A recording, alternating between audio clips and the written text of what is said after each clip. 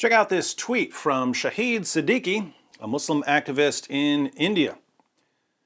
One reason you will rarely find a Muslim abusing the religious saints and gods of other religion is that Quran forbids them from doing so. Despite ruling for 800 years, you will hardly find anything in Islamic literature denigrating gods of other faiths. Now, as someone who receives dozens of messages per day from Muslims denigrating my religion, I have to wonder what kind of delusional bubble Mr. Siddiqui lives in. But let's focus on his claims about the Quran commanding Muslims not to insult other people's gods. Surah 6, verse 108. And insult not those whom they, the disbelievers, worship besides Allah, lest they insult Allah wrongfully without knowledge. Thus we have made fair seeming to each people its own doings, then to their Lord is their return, and He shall then inform them of all that they used to do. Notice what the verse says here. It doesn't say, don't insult other people's gods because it's wrong to insult other people's gods. It says, don't insult other people's gods lest they insult Allah.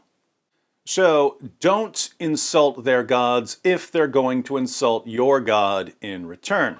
Surah 6 is a Meccan surah. Muhammad and his followers were completely outnumbered when this verse was revealed, so the unbelievers were free to insult Muhammad's beliefs.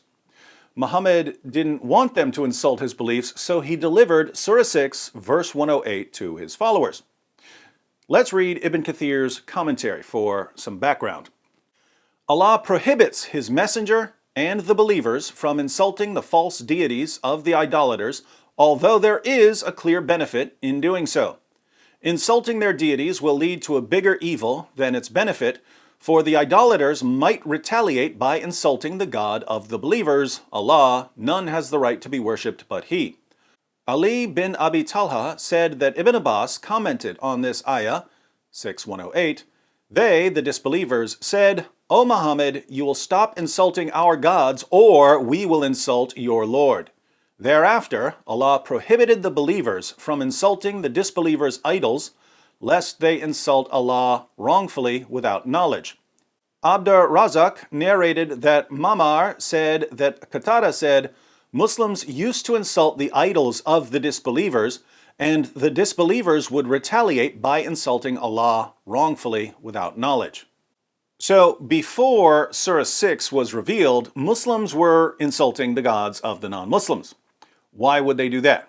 Well, they were simply following the example of their prophet. The History of At-Tabari, Volume 6, page 93. The Messenger of Allah, Muhammad, proclaimed Allah's message openly and declared Islam publicly to his fellow tribesmen.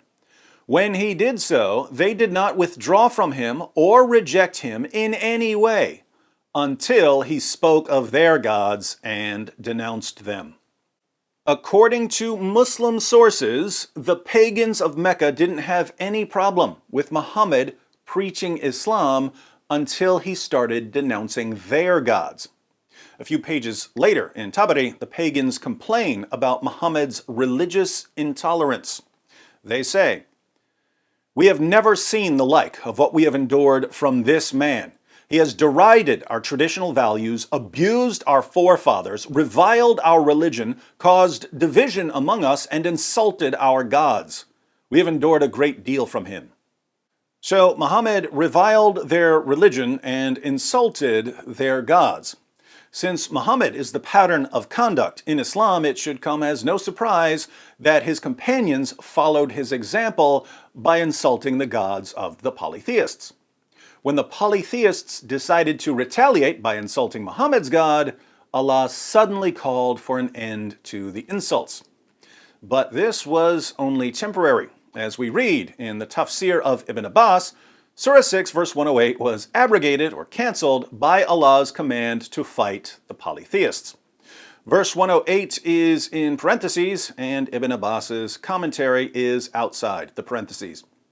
Revile not those unto whom they pray, i.e. worship, beside Allah, lest they wrongfully revile Allah through ignorance, because they have no knowledge or argument. This after he told them, "Lo, you idolaters, and that which you worship beside Allah are fuel of hell." But then this was abrogated by the verse of fighting. In other words, when Muhammad and his followers were outnumbered in Mecca, they were commanded not to insult the polytheists because the polytheists would insult Allah in return. But when Muhammad had an army and could violently subjugate the polytheists, it was okay once again to insult their gods. And that's exactly what we find in the Muslim sources. If you've got your kids watching this with you, you might want to cover their ears for a moment, unless you're ready to explain some details about female anatomy. In the following passage, Muhammad was at war with Mecca, and a pagan named Urwa points out that there are only two possible outcomes for Muhammad. If Muhammad is victorious over his own tribe, the Quraysh, he'll be remembered as a man who slaughtered his own tribesmen.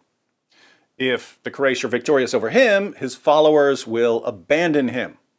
Either way, Muhammad loses, so he should end his war against the Quraysh. Not a bad argument, but watch how Abu Bakr, Muhammad's closest companion and the first of the rightly guided caliphs of Islam, responds to Urwa. The History of At-Tabari, Volume 8, page 76. Urwa went to the Prophet and began speaking to him. The Prophet spoke as he had spoken to Budayl.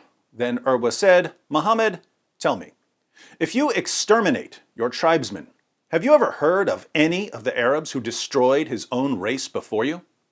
And if the contrary comes to pass, by Allah I see both prominent people and rabble who are likely to flee and leave you." Abu Bakr said, "Go suck the clitoris of ALLthat. Would we flee and leave him?" ALLthat was a goddess worshipped by Urwa. So Abu Bakr answers Urwa's entirely reasonable point with an extraordinarily offensive insult against Urwa's religious beliefs. "Go perform oral sex on your goddess, Urwa." Abu Bakr obviously saw no problem with insulting Urwa's goddess. Why? Because Surah 6, verse 108 was abrogated. It didn't apply here, because if Urwa had responded by insulting Allah, Abu Bakr would have chopped his head off. The ultimate insult to the polytheists came when Muhammad conquered Mecca. Sahih al-Bukhari, 4287. When the Prophet entered Mecca on the day of the conquest of Mecca, there were 360 idols around the Kaaba. The Prophet started striking them with a stick he had in his hand and was saying, "Al-Haq," the truth, i.e. Islamic monotheism, or this Quran or jihad against polytheists, has come, and al-Batil, falsehood, i.e. Satan or polytheism, vanished. The Muslims smashed the 360 idols of the polytheists. Does that sound like a group of men who were convinced that God doesn't want them insulting other people's gods? Of course not. So what's the real principle at work here? The real principle underlying the commands of Allah and Muhammad is this: do whatever is in the best interest of the Muslim community at a given time. When it's no longer in the best interest of the Muslim community, change the rules. If you're hopelessly outnumbered, promote peace with the unbelievers. If you've got an army, violently subjugate them and smash their gods to pieces.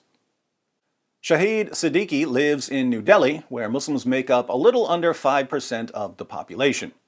What's in the best interest of the Muslim community there? Preach peace and tolerance. Don't insult other people's gods. Pretend that several centuries of jihadis smashing Hindu idols and destroying Hindu temples never happened. It's in the best interest of the Muslim community of New Delhi to spread this deception. But that doesn't mean the rest of us have to fall for it.